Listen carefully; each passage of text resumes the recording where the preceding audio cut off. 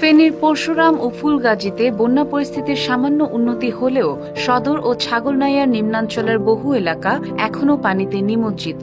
ফুলগাজী ও পরশুরামের কিছু এলাকায় পানি নামতে শুরু করলেও ভেসে উঠছে ক্ষয়ক্ষতির চিত্র।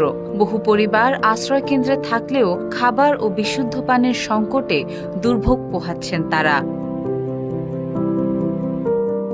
মুহুরী, কহুয়া ও সিলোনিয়া নদীর বেড়িবাঁধের ২১টি স্থান ভেঙে প্লাবিত হয়েছে অন্তত ১১২টি গ্রাম। পরশুরামের সঙ্গে সড়ক যোগাযোগ এখনও বন্ধ থাকায় উদ্ধার কার্যক্রমে বিঘ্ন ঘটছে। ফেনী ফুলগাজী সড়কে যান চলাচল কিছুটা স্বাভাবিক হলেও বানের পানিতে নতুন নতুন এলাকা প্লাবিত হচ্ছে।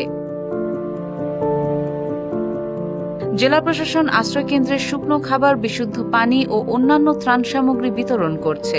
জেলা প্রশাসক সাইফুল ইসলাম জানান, শুক্রবার রাতে অনুষ্ঠিত জেলা দুর্যোগ ব্যবস্থাপনা কমিটির জরুরি সভায় অন্তর্বর্তীকালীন সরকারের দুর্যোগ ব্যবস্থাপনা ও ত্রাণ মন্ত্রণালয়ের উপদেষ্টা ফারুকী আজম কথা বলেছেন। জেলায় ত্রাণ কার্যক্রমের জন্য ২.৫ লাখ টাকা বরাদ্দ দেওয়া হয়েছে। আরও ৪০ লাখ টাকা বরাদ্দ চাওয়া হয়েছে শুকনো খাবার, গোখাদ্য ও শিশু খাদ্যের জন্য। অন্যদিকে সেনাবাহিনী নৌযান নিয়ে উদ্ধার ও ত্রাণ তৎপরতায় সহায়তা করছে।